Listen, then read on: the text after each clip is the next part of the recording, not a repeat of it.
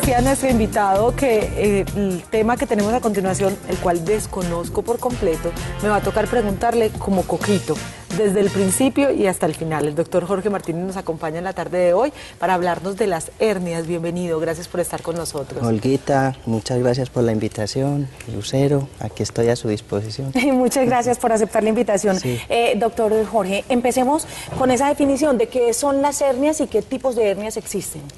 Bueno, para este tema tenemos que decir que una hernia es un defecto de la pared abdominal y a través de ese defecto se puede pasar un pedazo de tejido o un órgano y eso genera una masa como un abultamiento en la pared abdominal o en la pared inguinal y eso es lo que llamamos comúnmente una hernia. ¿Se nace con una hernia o se adquiere? Entonces hay dos tipos de hernias, hay unas que son congénitas, o sea que se nace con ellas y hay otras que son adquiridas. ¿Se pueden ver a simple vista o hay que hacer algún examen para poder encontrar? Generalmente se ven a simple vista, entonces como el trabajo mío es con niños, entonces la idea es que trabajamos fundamentalmente esas hernias que son congénitas y que se manifiestan en los niños desde recién naciditos hasta los primeros años de vida. ¿Cómo se manifiestan las hernias? Bueno, generalmente la mamá bañando al niño se da cuenta que tiene un abultamiento. Si la hernia es en el ombligo, pues lógicamente en el ombligo. ¿Los ombliguitos que son así salidos? Son muy frecuentes, el ombliguito así salidito.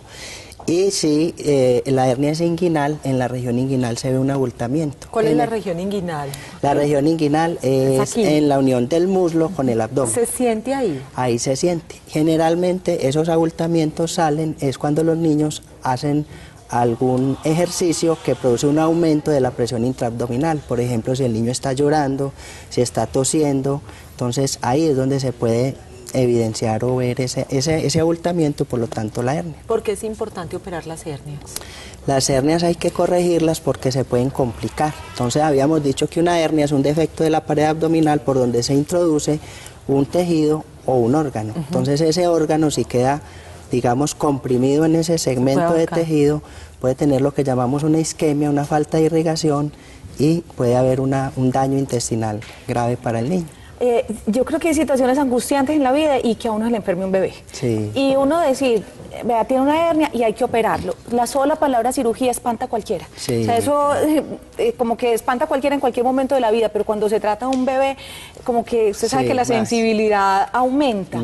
¿Qué tan riesgosa es una cirugía de hernia hoy en día o cómo es de pronto las técnicas que ha logrado la medicina y cómo es el proceso? El tratamiento como tal? En este momento la corrección de una hernia, bien sea una hernia umbilical o una hernia inguinal en un niño, es un procedimiento muy sencillo, es un procedimiento ambulatorio, es un procedimiento que requiere anestesia general. La anestesia general conlleva unos riesgos que son unos riesgos controlados, calculados, no son unos riesgos altos, son procedimientos que pueden tomar entre 20 y 30 minutos, o sea, son relativamente cortos.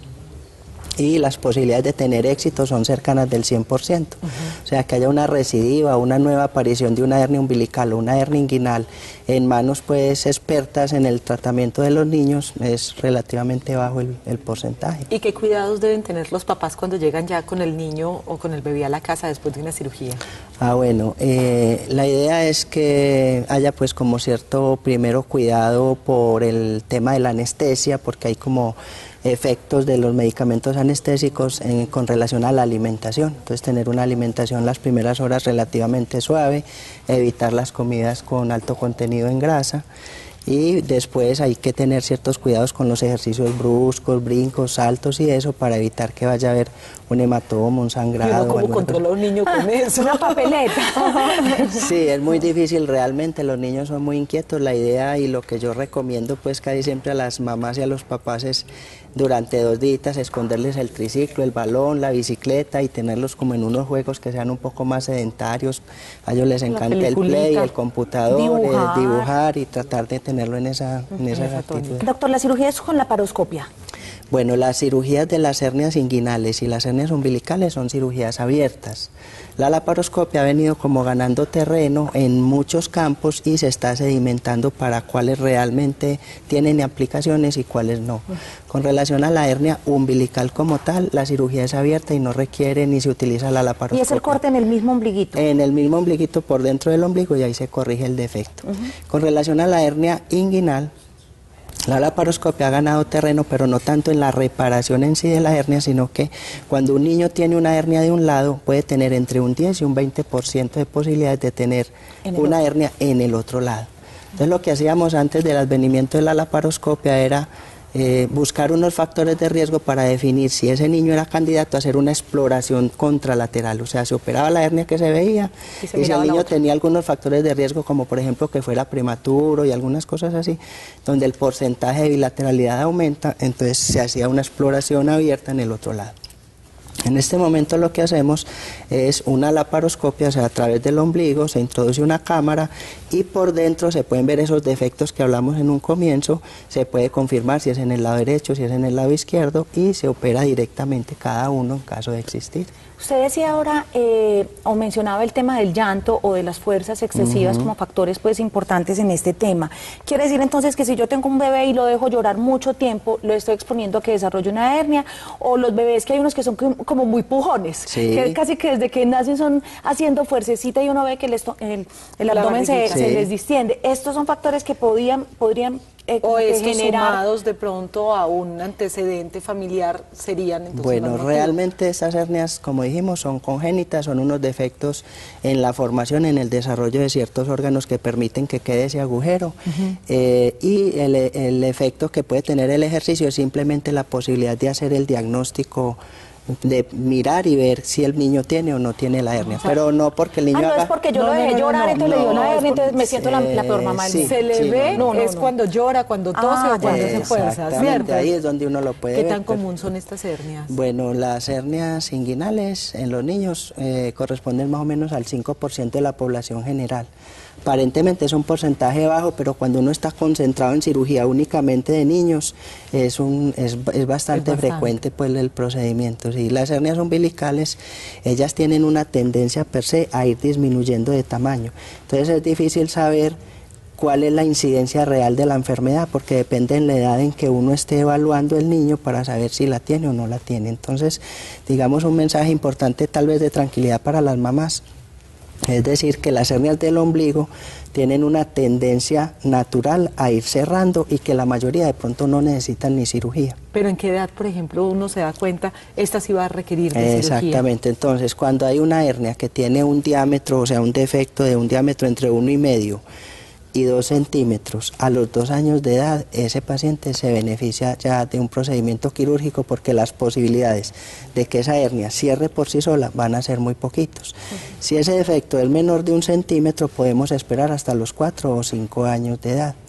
Cosa contraria ocurre con las hernias inguinales. Las hernias inguinales sí tienen un alto riesgo de producir lo que hablábamos ahora, que es como la encarceración de un órgano, que en este caso puede ser el intestino, o en las niñas puede ser un ovario.